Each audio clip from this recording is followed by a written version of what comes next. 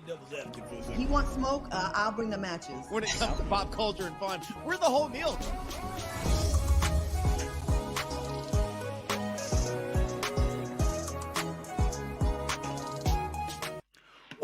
Well, happy 48-hour Friday to you, and you over there. Welcome to Side Dish. You already know the vibes. I go by the name of Headkrack. Now, our good friend, Claudia Jordan, is out today, but have no fear. Holding down that hot spot, that middle seat is the one and only. She's a digital creator, actress, funny gal, our friend. Everybody welcome Mecca back to Side Dish. Hey. Hey, what up? And of course, man, can't do it without this guy right here, the one and only Tanner Thomason. What's going on, fam? Thank you so much. I remember back in the old school days when we were in studio and somebody come, we'd hit him with this one right here. You remember, like, hey, God, dog, I'm always getting it wrong. There it is. Hey. Yeah. Oh, it's like we connect the fingers. That's cool. Nice. Yo, how have you been? Like, what's been up since last time we seen you? I've been up to a lot. Jamila and I are still doing the podcast. I have recently been in Kev on Stage's Safe Space. It's a TV show on Tubi, so that's been really cool.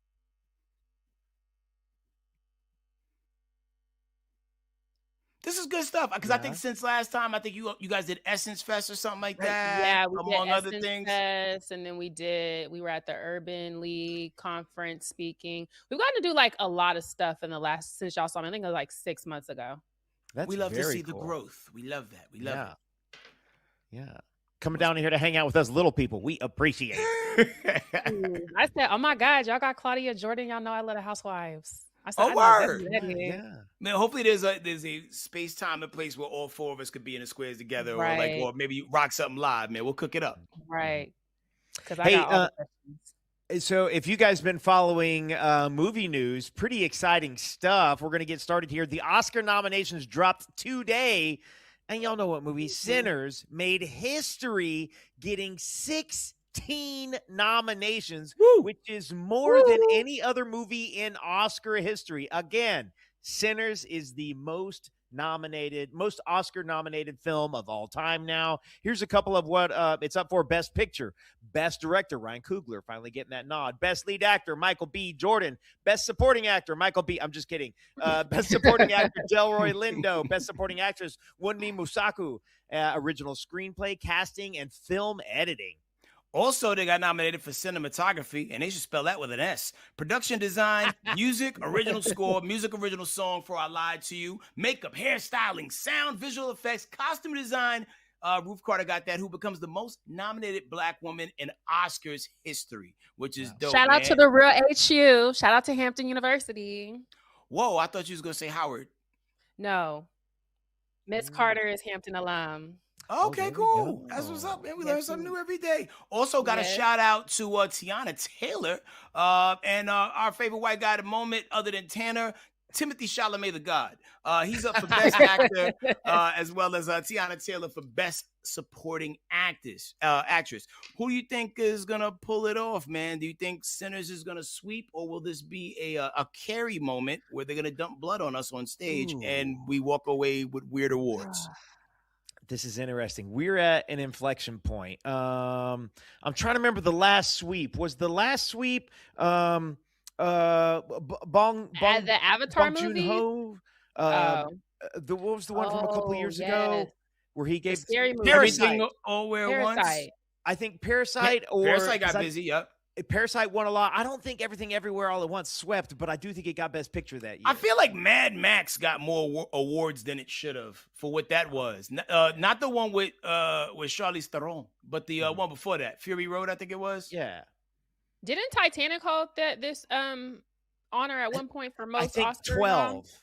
Yeah. If I remember correctly, it was 12. I don't know how you get the most nominations in history and you do not automatically win both Best Picture and Best Director. If for you to knock down the most nominations in history, if you don't walk out of there with both of those, Best Director, that's the man who led the whole ship, Ryan Coogler, hands down, undebatable. You got the most nominations of all time. You should walk out of their Best Director, hands down. You should also walk out of their Best Picture, hands down, as demonstrated by you getting the most nominations of all time. Yeah. Oh, Color Purple got 11. Wow. Got I nothing. didn't know that. Yeah. Yeah. No. 85. So it happens. I know the hand clap part, and then I know you told Harpo to beat me, and nothing good will come by you. I declare for God, something. Kill him dead. Yeah. Oh yeah, with the fingers, the things. Like I didn't see the movie in one whole sitting. I see it in I treated it like it was a miniseries. Yeah. That's fair. Yeah. It's very heavy. Yeah, it's like I've seen Women of Brewster Place though, in order though. That was crazy. I've never seen that one though, but I do know about it. It was almost like modern day Color Purple meets Good Times. Don't like that. Hate it. Shout out to the people in the chat. If you've seen it, if you know, you know. Now, out of all these movies that's nominated, what have y'all all seen? I've seen Sinners. I saw Sinners a few times. I saw it the very first week in Dallas, actually, on the when the IMAX joint. The IMAX, yeah. I saw it then, and then I saw it an additional 2 times. I haven't seen Timothy Chalamet. Marty Supreme. Marty, yeah. I haven't seen that, but I've heard it's really good. So I do want to go see that. And it is possible that, a lot of people are concerned that Timothy may steal it from Michael because, as much as I love Sinners, it was something about Michael's Mississippi accent that just threw me off, man. And a lot of people from Mississippi said that. Yeah. His accent wasn't spot on. Yeah. I don't even know where that accent was from. I'd have just been happy. Just talk like you from Chicago, bro. I'm from California, so it sounded country to me.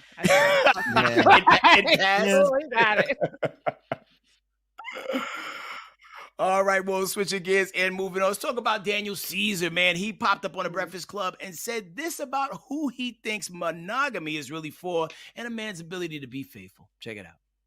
I know they're good at monogamy or good at just that sort of nuclear family or white. And so I disagree with that. What do you mean? No, all the people I'm talking about personally through my life. You know what I mean? And so this topic excites me a lot. And I'm just like, it's so much responsibility to put on one man in a house. What, to be faithful? Well, I'm speaking about for me. I would say to be faithful. I'm 30. Yeah, you still got a different type of dust. Oh my God.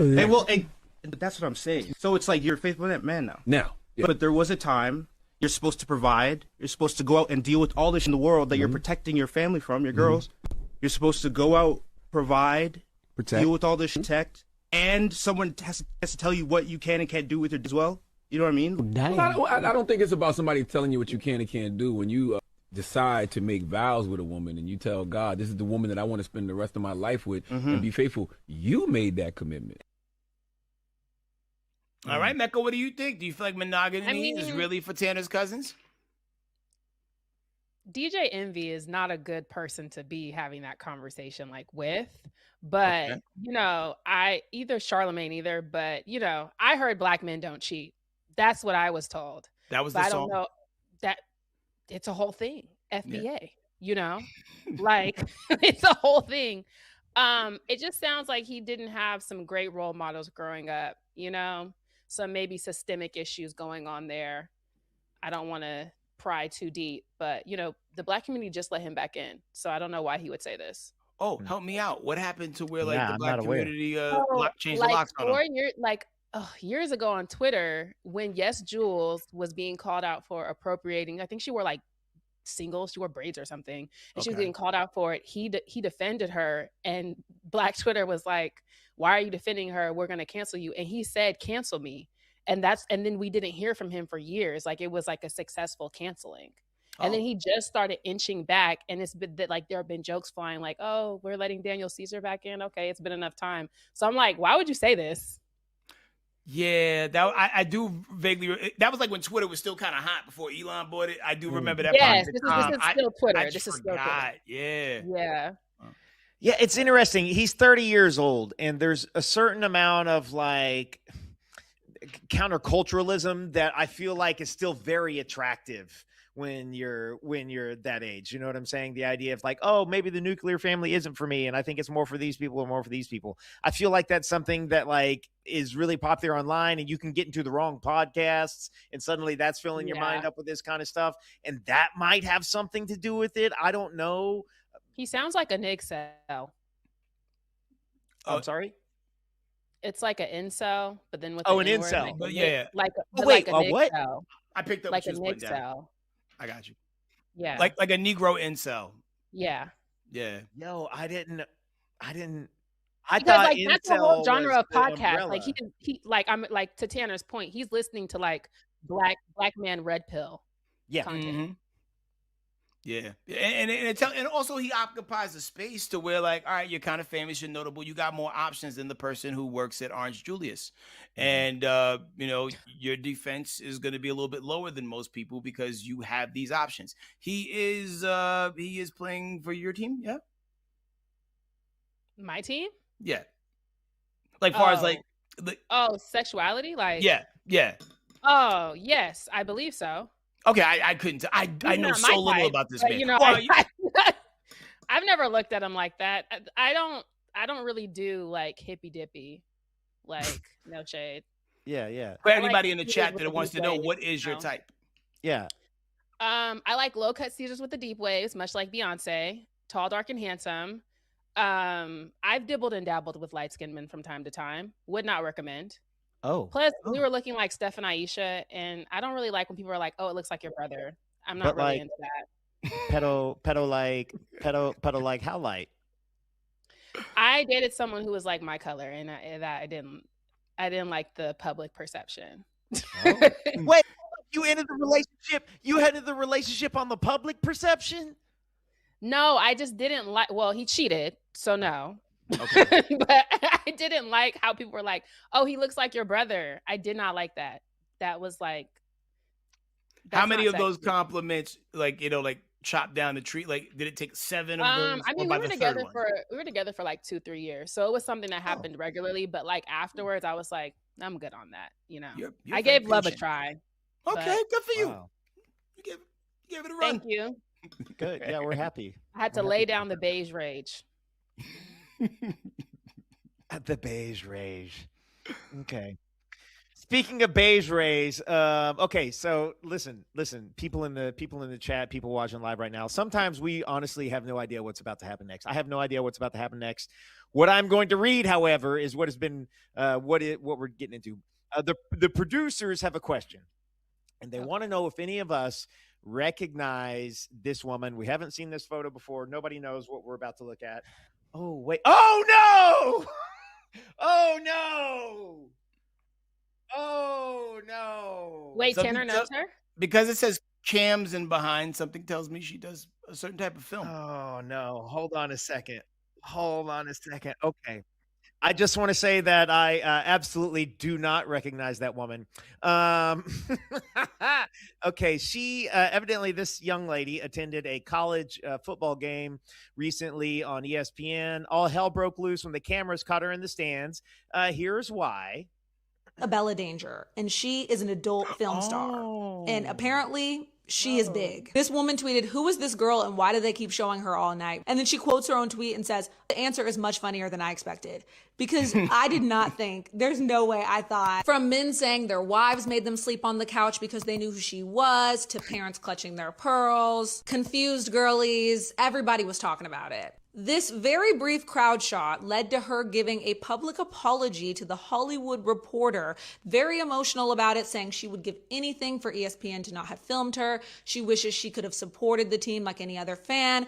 I went to her Instagram and found out that she is a University of Miami student seeking to pursue a law degree because she wants to be a sports agent, because she loves sports and she wants to represent athletes and do contracts and be a lawyer. Everyone who knew who she was made it weird. And it's y'all's fault you're making it weird. It's y'all's fault you're making it a thing in front of your wife and now you have to sleep on the couch. Let the girl live. It's a football game. Facts. You know, yeah. I'm sure there's a bunch of people. Yeah, no, there. I agree with that. I wasn't aware of who she was. That's not really my flavor, but you know. Yeah, I was worried it was going to be somebody who I knew on like normal face value. I'm not used to seeing her clothed. I am aware of who she is, but she's out of uniform. I totally was expecting them to throw up Tiana Trump or somebody. Like it's interesting. It's interesting, you know. Shout out to Tiana Trump because I do know who she is. Yeah. You have taste. It's interesting when you see somebody out of the context you're used to seeing. Like if you saw your mailman, at the grocery store and he was just wearing his regular clothes, you might be like, what do you like when you were a kid and you seen your teacher out at the grocery in public in the wild. Like you'd be like, whoa, like it's jarring. Yeah. Yeah. It's like, you're not supposed to be here. There's a glitch in the matrix. Why is this happening? Yo, I remember one time I saw somebody who I recognized from the internet. But I was with my child, and I was like, God dog it. I was like, this will never happen again. You're not even from this country. I'm crying. I've actually seen Tiana Trump in the wild. She came in to my sections when I was working at Nordstrom, and she was like, had a hoodie on. Yes. And I was like, she was a big deal because she's my age, and, you know, she started doing that like while we were still in high school, but she was already 18. So it was like a huge thing that year. And so like, that's partly how I knew who she was. And then obviously she got bigger from there. And I was like, hey girl, you've taught me so much. Do you want some sunglasses? You're great. I love you. Also, major respect. Also, listen, and I don't care what it is. I don't care what you're doing. But if you want to go to school and study to become something else and do something else in your life, you have every right to do it. And for any of these men who got real weird, that's on y'all. Yep. Yeah. Like the young woman in the video they were saying, that's on y'all. I'm shocked that I vaguely, from a long distance, I had to really go back into the cobwebs.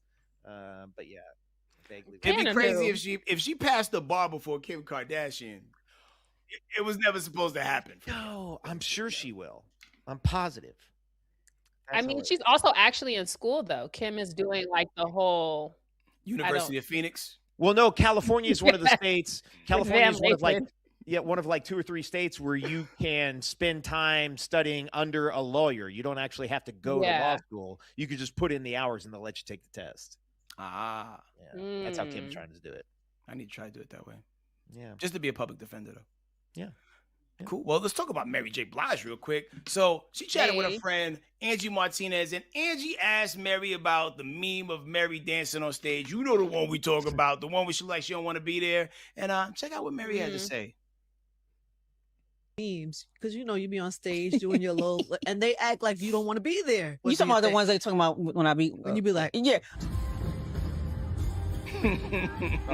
So let me just say this. I was exhausted because I was on the 30th show of 40 shows. So you actually were tired. I was exhausted. I mean, I've been working hard all my life. Sometimes you get tired. So for people to be like, oh, she looked tired. Yeah, I was tired. I'm not. These women out here in this business are working really, really hard. You know, Beyonce has 100 shows. So yeah, she's going to be tired on her 50th show. Yes, sometimes we get tired. But when we rest, we on. That's so funny. I didn't think that was going to be your reaction. I thought you were going to be like, nah, that was just my swag that day. No, I was tired. And, you know, you're going to tell you how I try to do it. I was like, well, maybe, you know, it's going to look like different. And in my mind, it didn't feel like it looked like it looked. And I seen it back. I was like, oh, man. Oh, I guess that's how it really was. Yo. She moving like how kids dance when your parents be like, hey, do that dance that you do. And they got the people piping up, go Mary, go Mary. Oh my goodness. Wow. She's dead tired. Yeah. We gotta let Auntie make it. It'd be like that though.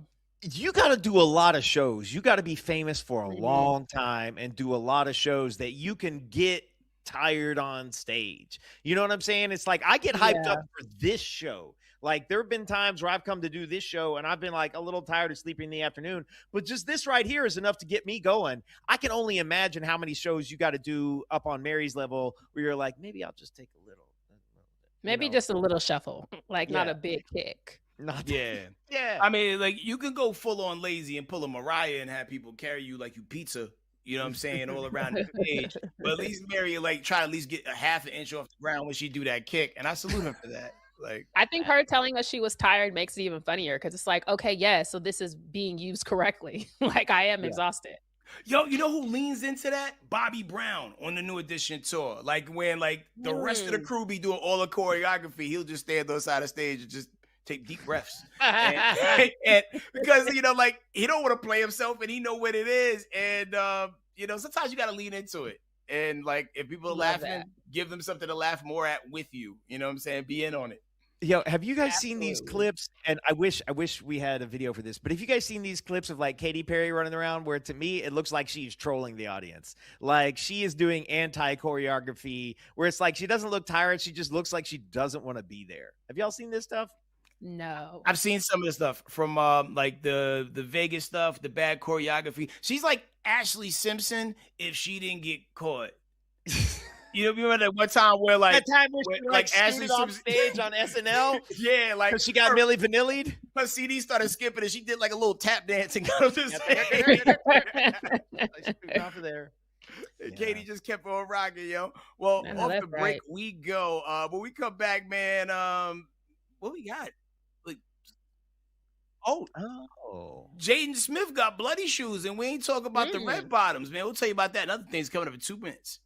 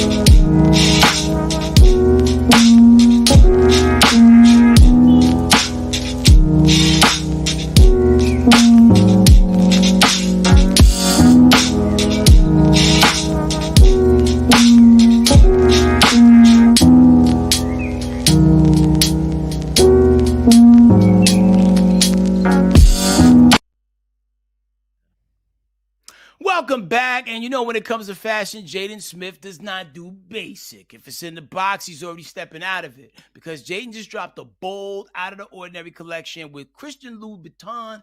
And these are not your typical sneakers. Take a look.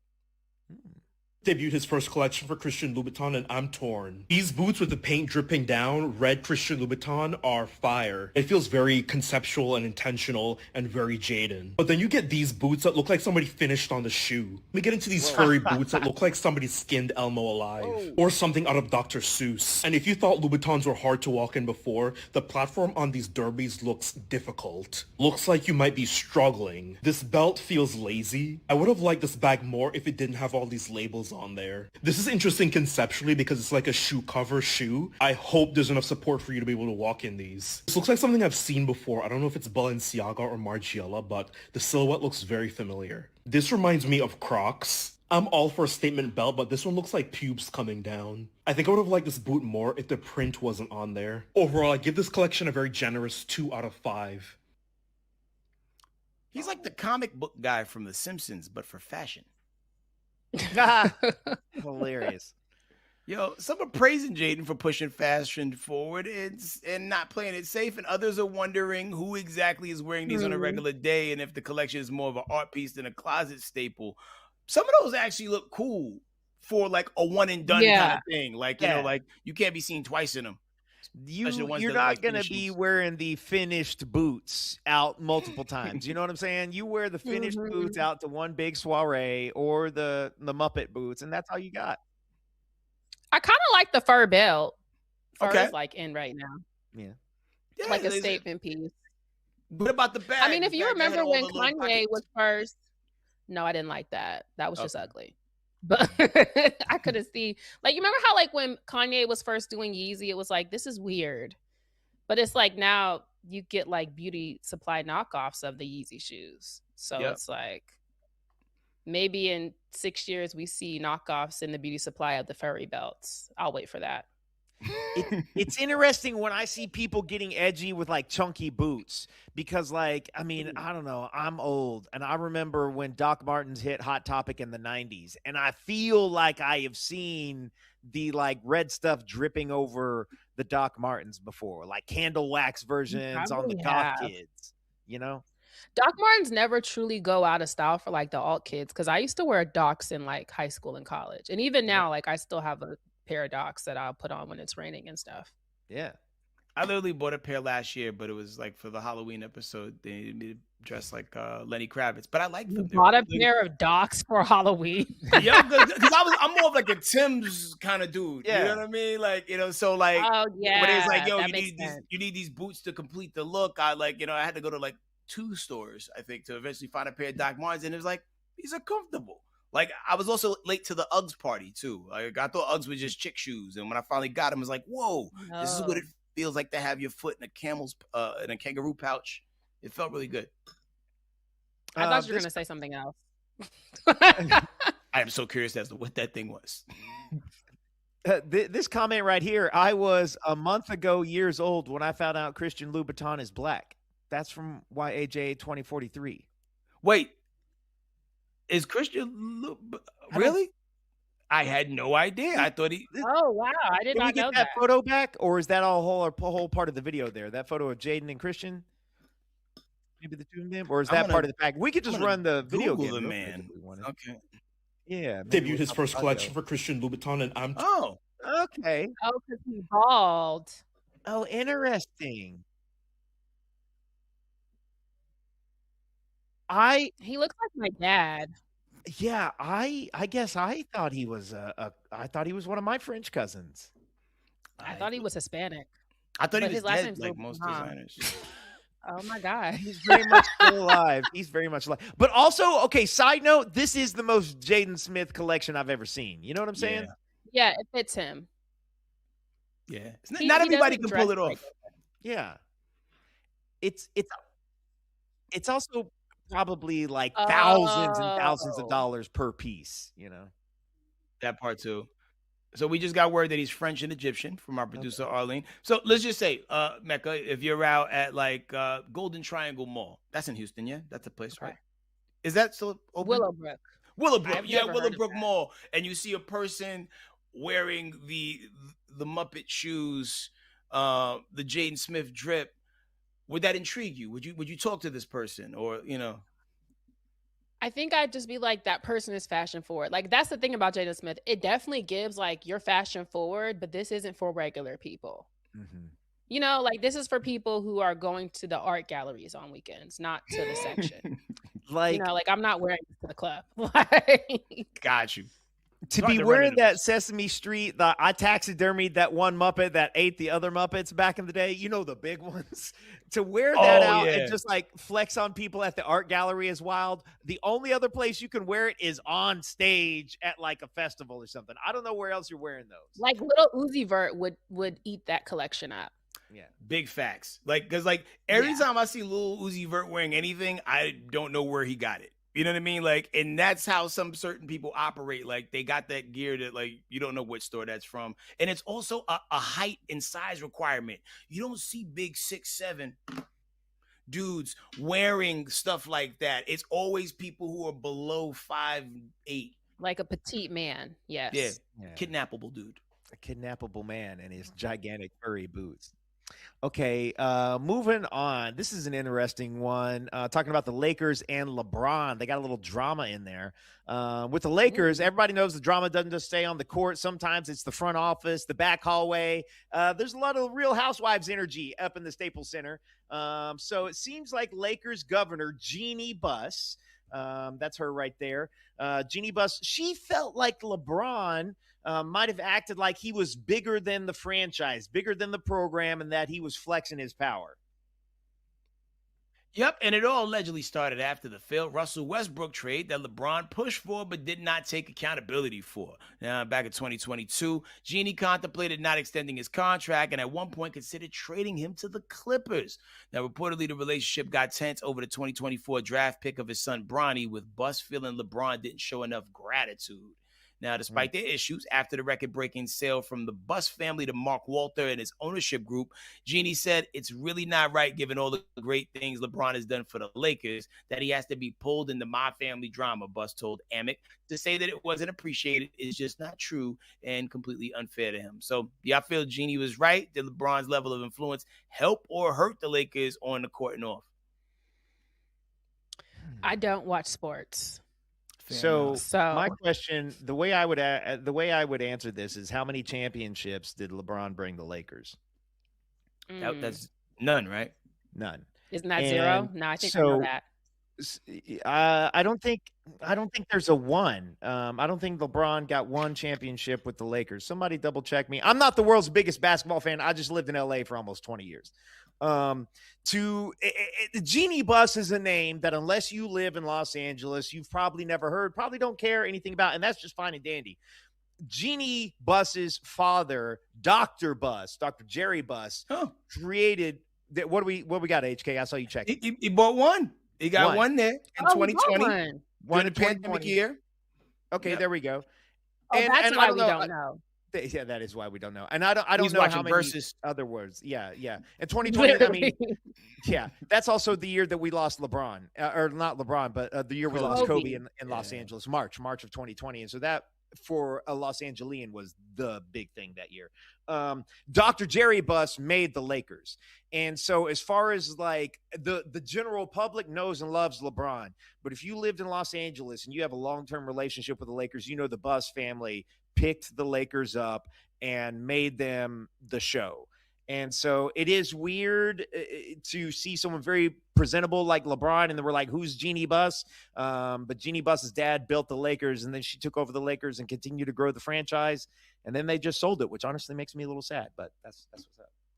I think a lot of times companies will be mad when you don't just do the sport or the thing that they pay you to do, and you do things that transcend the sport. You know what I mean? Because, like, granted, he does what he does on the court. He has his good years, his bad years, but he has been vocal about a lot of, like, you know, social injustices over the last few years, you know, and sometimes, you know, the organizations don't like that. Shout out to Jerry Jones, aka the Crypt Keeper.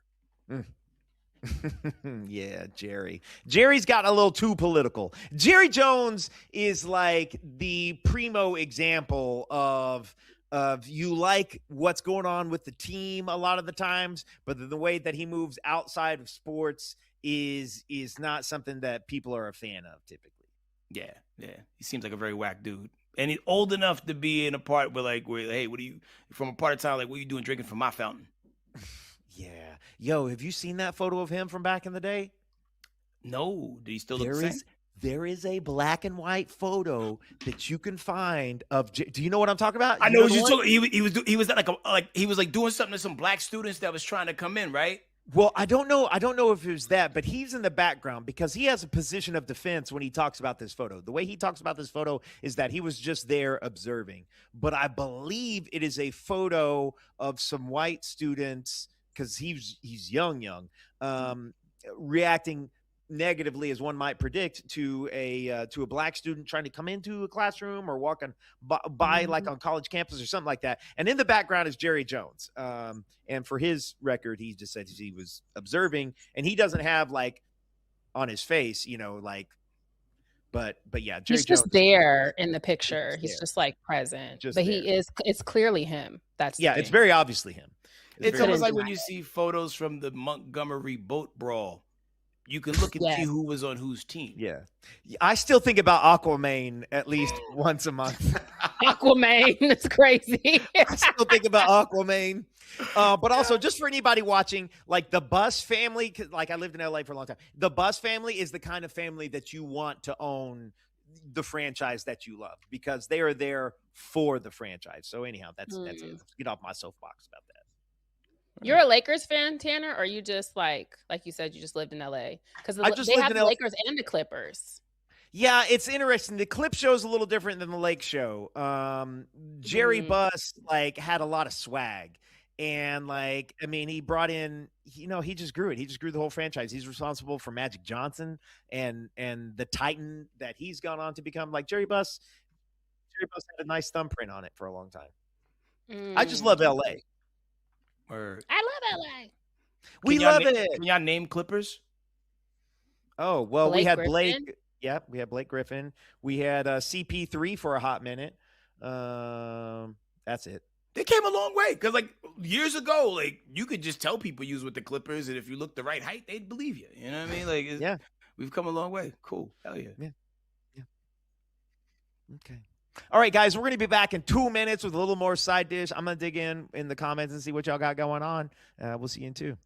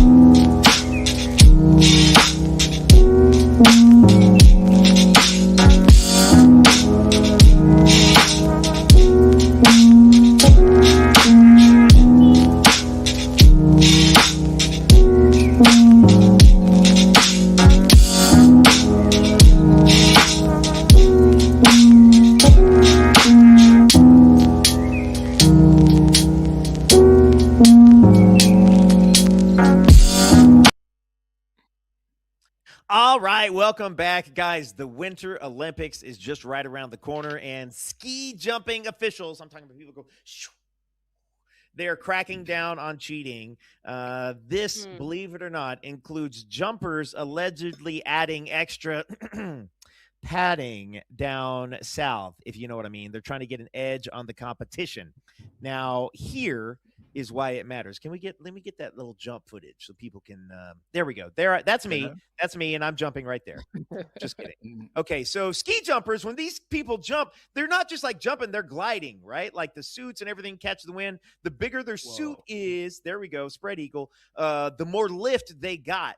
So more hang time, longer jumps. And so officials have started measuring suits from the lowest point of the body because a little extra fabric can act like a bigger wing, so to speak, and give them an artificial boost. So what do you guys think? Do you think this is cheating or these Olympians just getting creative? I think, go ahead, Mecca. Let's let the guys with the padding speak. You can, from personal experience. I am terrified of skiing. I just feel like I would go there, a person capable of walking, and I would come out Stephen Hawking. I'll get the park really close to stores after I ski. So I don't even know what. I feel like the padding also would help like weight you down to where like you maybe land firmer. So I feel like whatever keeps people safe, because those jumps that they just showed, just even in the demo clips, like it made my ankles hurt watching them do it. So it sounds like they might be creating like a web down there, like a flap to like a wing, like a flying squirrel. Yeah. Like y'all remember drop crotch pants that was big a few the hammer years ago? joints. Yeah, the sweat hammer pants. Hammer pants. But there was also, I feel like Justin Bieber had some where it's like for whatever reason they had like pants. like if their ski jumpsuits was cut like that, they would be like literally those flying parachute people that got the wings and stuff. You know, I think that makes the sport more interesting. Like it turns them from being mere mortals to aerial gods. You know what I'm saying? Being able to have like hang time a little bit longer than the other person, even if we have to make a flight league for skiing, just so we kind of know these people ain't jumping on their own. Like, you know, like you could put an asterisk next to it. Like you got regular skiing and then skiing with the asterisk, and that's how you know we're doing the fly stuff. I also feel that way about like steroids in sports. There should be a steroid league where these people could fight like the freaking Justice League, and we're breaking records and it's going crazy. Yo, I feel like the league we get is actually the steroid league. But I do want to say this. Like, here's the thing about the Winter Olympics. The craziest sport in all of the Winter Olympics, I don't remember the name of it, but it involves skiing like backcountry and then whipping out a rifle and like shooting targets and then skiing again. That's an actual Olympic sport. And I feel like it should start with like the jump in. So it's like some James Bond stuff where you're like, you jump in and you land and you got to pop some targets and then ski down the mountain. Yeah, like that would be like CIA training. You know what I'm saying? Like I was gonna say that Russia like would take it. Get hurt. If there was a sport in either the Winter or Summer Olympics that you guys feel like you would dominate in, or do better than most people you know, what sport would that be? Nothing. Oh, come on now, Mecca. You have no faith in yourself? I'm not athletic like that. Yeah, but I don't really know, like, what are the, like you said, the summer. I used to be a swimmer. Like, I was on swim team for many years. Okay. I'm not good at it.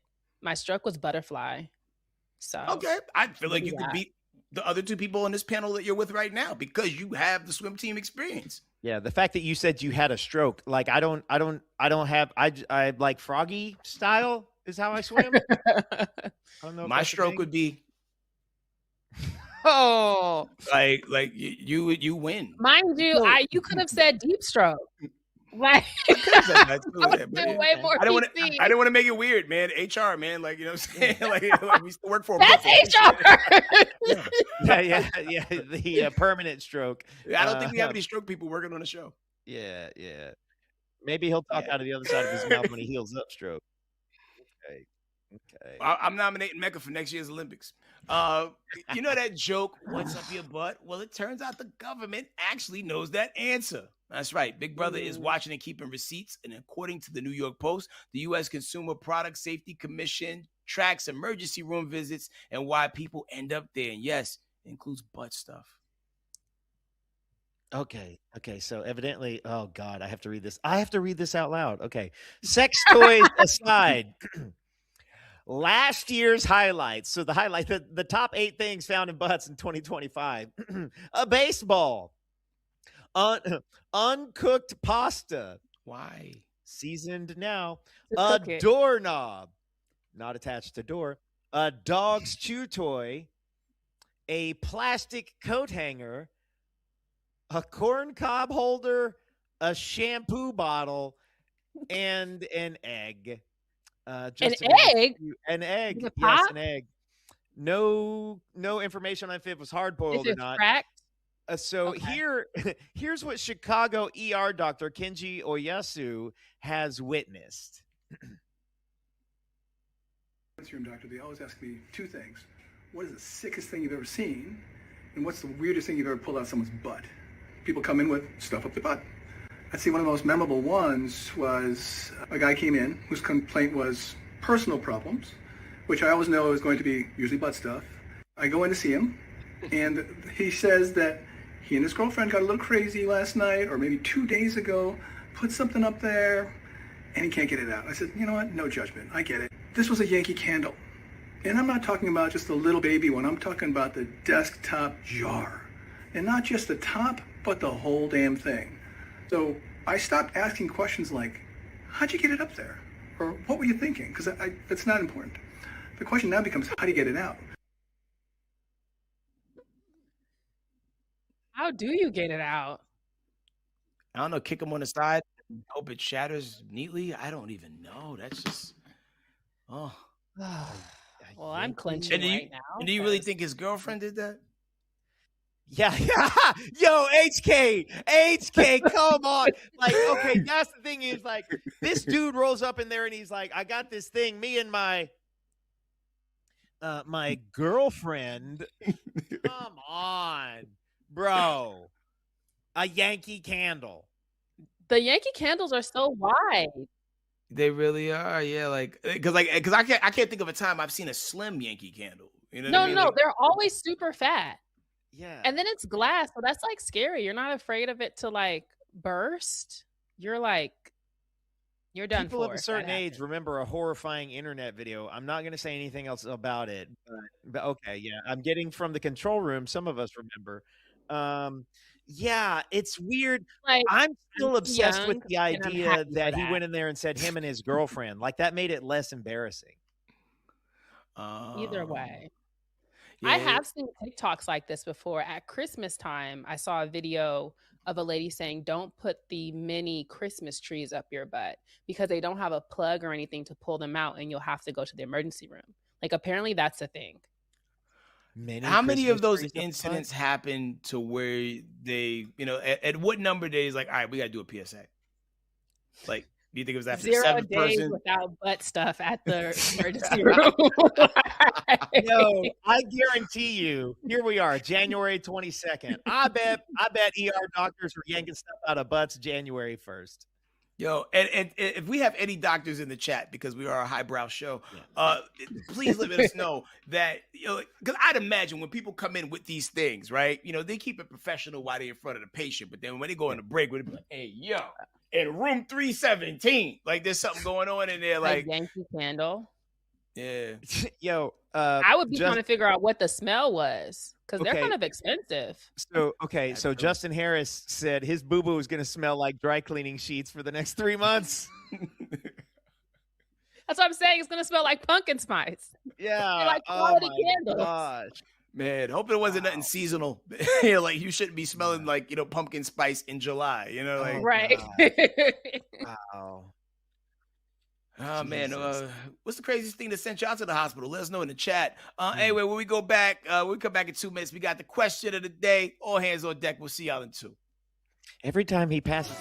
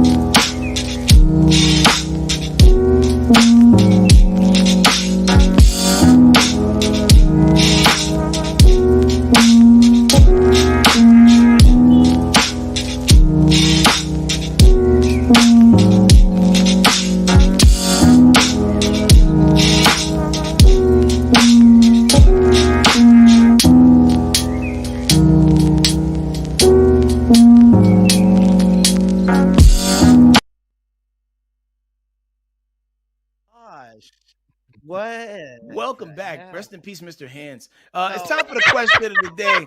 And, we got to set the scene. When you're young, you feel like you owe everybody an explanation. Your decisions, your boundaries, your no's, your silence. You overtalk, overjustify, and overexplain just to keep the peace. But then you get older. There's something clicks that you realize not everybody deserves access and not everybody needs a TED Talk. So here's today's question of the day. As you've gotten older, what's something that you stopped explaining to people? Mecca, pop it off. Anything, especially in like comments when I say stuff, I'm like, I'm not explaining this. Like, I think, but you know what, I when I had my cousin, when I was taking care of her, and I said I checked her phone, and people were trying to argue with me as to why I was checking a 12-year-old's phone. I was like, I'm not arguing with you guys. What are you talking about? They don't know your cousin or your niece. Or she wasn't bad or anything, but they were just like, oh, she needs privacy. And I was like, I'm Black. Like, what are you talking about? I'm going to see what's in her phone. Yeah. What about you, Tanner? Man, things I stopped explaining. Like, there's a lot of things that like you might try to do which don't sound like fun, and some people will dog on. Like, oh, why do you get up early and go to the gym? Like, people would say stuff to me like that, and like kind of dog on that. I don't do any of that explaining anymore. I don't explain hardly anymore how I came to certain conclusions about life or about the way that I want to move through life, unless it's like actually time to sit and talk about and explain these things. Because I just found that like so many people are set in their ways and they don't care. They don't care. They think you're wrong. They think they're right. Yo, Gina G loves you in the chat said she stopped explaining herself. Right. that is the main thing. Because at the end of the day, man, like you lived long enough to get to the point where you're in your life, and apparently you've done just fine. And it gets to a point where like I don't need your outside input and criticism. You don't walk in my shoes. You don't know my life, and you don't know the things that I got to deal with. You know what I mean? I keep so much distance away from just things that I don't care to entertain that I never even find myself having to explain stuff to people, or like people be like, why are you doing? Well, a couple weeks ago in the chat, people asked me why I was wearing glasses, and like, it's bright in here. And I spend so much time in front of a computer during the day that like my eyes get a little sensitive. So sometimes I like to try to look cool and put glasses on. And my two friends on the screen had glasses on today. And I wanted to do what the cool kids are doing. I want to be like Mecca and Tanner. So like, so it is what it is, I'm man. blind, so... Yo, if I didn't have contacts, yo, I wish I could put them in my eyes. I can't touch my eyes. I've never been able to. Have you ever tried? Yes, and my eye always like tweaks out. Like I can't do it. I've literally gone to the doctor and tried to have them help me. The first time I went to an optometrist, right? Like I couldn't get it together either. I was like, yo, I can't do it. There's like, go home. My mom is in the chat. I came back the next day. Kicked out of the optometrist too. Like we got kicked out. He said, we're done. Yeah, like I'll try again tomorrow. I'll get the hang of it. And I got better. It used to take me like 10 minutes to put one contact in, and then I started shortening the time as the days progressed.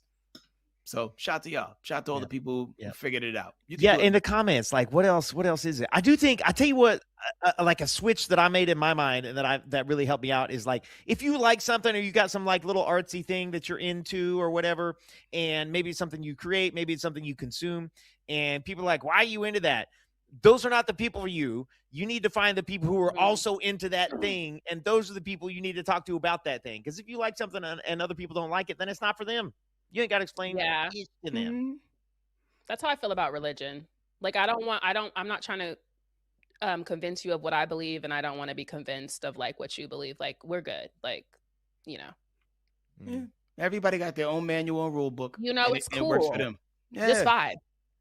Yep. Yep. All right, cool. We got to take a quick 2-minute break, and we come back. Oh, Mecca, do you remember? Are you ready to do a little racial profiling? This is my favorite part of this whole thing. I love racial profiling. She comes from the profiling. We love it. We love it. Go. We're going to be back in 2 minutes with everybody's favorite game. Whose cousin is it? See you in 2.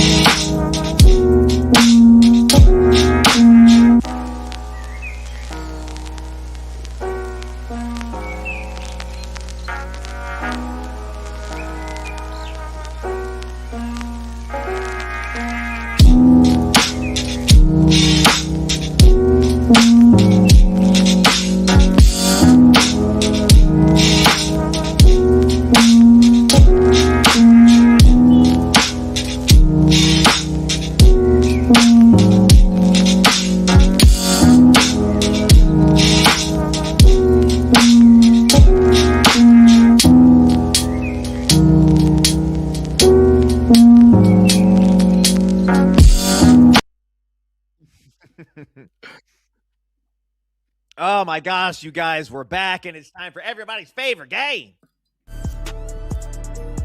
Whose cousin is it? Okie dokie. TikTok has got a new challenge and unfortunately comes with a court date. An 18-year-old Tennessee man was arrested in Florida after trying a 24-hour TikTok challenge inside of a closed Walmart. Now, cops said he was live streaming the whole thing in the dog bed aisle, and after the store closed, when cops found him, he was still recording, trying to run those views up. Now, he thought the TikTok money would be worth it, but his thirst for clout and cash was cut short. Now he's facing felony burglary and theft charges after allegedly taking a $16 iPhone charger. Okay, he posted bond, and the judge ordered him to stay away from Walmart. Okie dokie. Whose cousin was only in Florida for a week and somehow already qualified as Florida man? 18-year-old Tennessee kid. What say you, Mecca, based on the clues given? Listen, with the way the boys are streaming, it could be either or. Because I've seen all the boys doing crazy stuff for their streams. Like a $16 iPhone charger. I don't even want to put that on us because that's something a teenager would do. Like, I'm taking this charger with me. Right. Yeah, and it does like kind of muddy the waters a little bit with the guy being from Tennessee. I know Arrested Development had that song, but I don't think they represent most of Tennessee. It's hard to figure out. It could be trenches or trailer park here. Like, I don't know. Yeah, I'm like, why did he go to Florida? Like, there were no Walmarts in Tennessee. He could do this. Maybe not a 24-hour one. Yeah, maybe it was Tanner's cousin since he flew. Like, why would you fly to do a crime? Because that's definitely a drivable, like, place. Like, I would drive. Yeah, I would drive to Tennessee. It's just 2 hours away from here. He posted bond. Tanner's cousin. Yep. Relatively quickly. Yeah. He posted bond. I'm gonna say my cousin. Same. Because like, how much was the bond? 16? I don't know. No, it didn't say. Yeah, if he got charged with a felony, he got charged with a whole felony burglary. That might, for a $16 iPhone charger. Oh, yeah. They ran that charge up. You know what? It might be our cousin. Our cousin, definitely. Like, I'm gonna go with and mine. It's Florida, so, you know. Well, let's get to the bottom of this. Move that van. Wow. What I say, he traveled to commit a crime. It looks like a light-skinned NLE chopper. Yeah. He does. Why does he have a fade? Yeah. He have a little.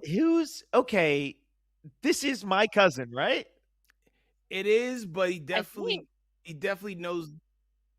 He's a little like Hispanic or biracial. Yeah. Like the star of the movie Him with Marlon Wayans. Like how Also, I wish him success. You know what I'm saying? Like, he just stayed in that Walmart for as long as he could. They came and charged him with a whole felony. I don't know that was called for.